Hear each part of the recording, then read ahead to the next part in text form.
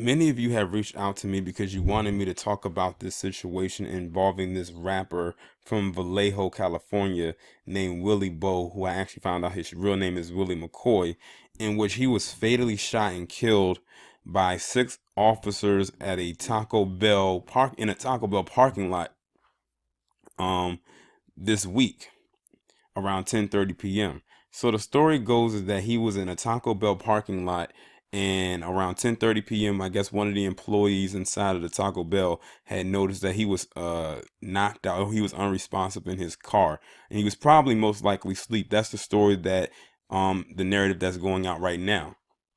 Then when the cops arrive and they see him, they walk up to the car, they notice that the door was locked, they see him unresponsive, and then they just kind of stand there and they just kind of wait. And then all of a sudden, he probably notices, his surroundings. If you make sudden noises and you're not a deep sleeper, that'll wake anyone out of their sleep. So he moves up a little bit and then he leans forward. And they said he had a gun in his lap. How true that is, I'm not entirely sure. But if he did, he most likely didn't intend on trying to use it on anybody. He may have had it there for protection. He probably knew that he was going to fall asleep, and he just used it for protection. And they said he leaned forward, and they said that he was going to try and shoot them or something to that effect, and that they shot and killed them out of fear for their own safety. Basically, that whole fear for their life's bullshit that they love to use. My thing is this: how many times have we seen white individuals, mostly white males, get into confrontations like this with the police and do a whole lot more and nothing happens? I just saw a video last week where these two white males, a dad and a son, white individuals, got into it with these cops. Like, they are wrestling them on the ground, hitting them, like they getting the best of these cops too. Like, they are whooping ass. I felt absolutely nothing for them getting that ass whooping either, because I know if it was us, it would be the other way around. And I get so sick and tired of people, especially our own, trying to rationalize this behavior that comes from them. I just did a video about a white woman in Florida, who was being arrested by this black cop and said, you know what, I'm going to have the KKK come and visit you and burn a cross in your yard. And she was being very belligerent and loud and boisterous with them. And not once did I hear them say anything about them fear for their life. As a matter of fact, whenever it comes to them, you'll never hear it. But when it comes to us, that's when they want to use "I fear for my life." What part of the game is that? Do people not understand? It is a us versus them, and I don't get why many of us don't get that. It's because too many of us are trying to rationalize, or trying to be that all-American person, and thinking that if you are rationalized with what they're saying, or you feel bad for them, then that'll make you look good in their eyes. That's not how this game works. It never has, and it never will be. The game was not meant for you to win. This is all by design. I feel bad for this individual right here, because I'm sure he had a bright future ahead of him. I didn't know anything about the guy up until recently. I did not know that he was a that he was a rapper. I didn't. Who knows where he could have went with with his music, with his material.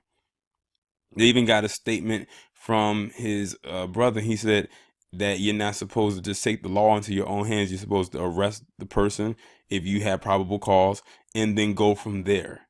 But see, they don't do that. As a matter of fact, when I was reading the article, they said that they killed him within 4 seconds of him leaning forward. That means he did not even get enough time to respond to their commands.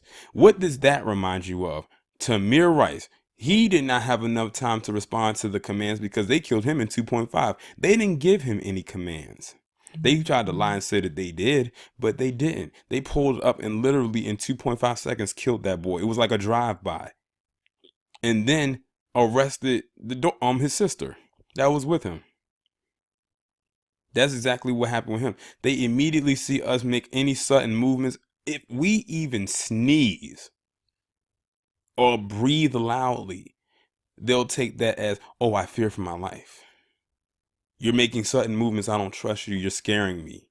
Because they always have to put, like Harvey says, they always have to put out this narrative that black men in particular are this boogeyman. No matter what the size, you can look at this guy right here and tell that he's not like this big brawling dude, but his black skin is scary enough to them. Considering the history and how our people have been oppressed and treated in this nation, we should be the ones that's scared of them. They are the true boogeyman. Always have been and always will be. But not just of this establishment, but of the goddamn globe. Everywhere they put their footprint, they have managed to wreak havoc and destruction wherever they go. Like the damn character Galactus, for those of you who are comic book fans. Every world that he went to, he went there and he swallowed up the planet after he was done wreaking havoc. They are no different than that.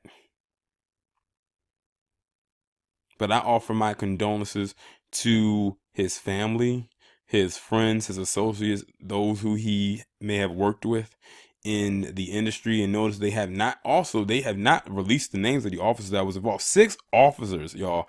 It took 6 pigs to kill 1 man. Yet if this was a white guy, he probably would have drove up out of that parking lot causing a shootout, and they would have went on a manhunt, and that's what we'd have heard on the news. Manhunt for so-and-so. And they probably would have found him 2 days later and still alive and arrested him and took him in for questioning, mugshot and everything. This guy, all he did was lean forward because he was most likely asleep, and they just straight up murdered him in his car. He did not stand a chance. They probably say, he's got a gun, he's got a gun, he's going to shoot, pop, pop, pop, pop, pop. That's all it took. That's all it takes. And then they'll say, I fear for my life. It's the same wash, rinse, and repeat with them every single time. And then try to insult our intelligence and say that it was not racially motivated. Yes, the fuck it was. It always will be. And then they'll always try to drum up a narrative saying, well, if black people do this or black people don't act like that, they can miss me with that.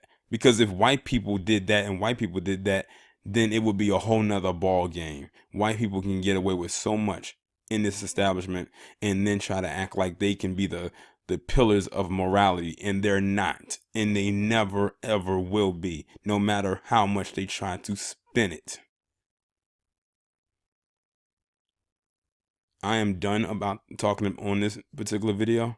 There's probably so much more I can say, but if I do talk any more about it, it most likely will be when I go live again on my other channel.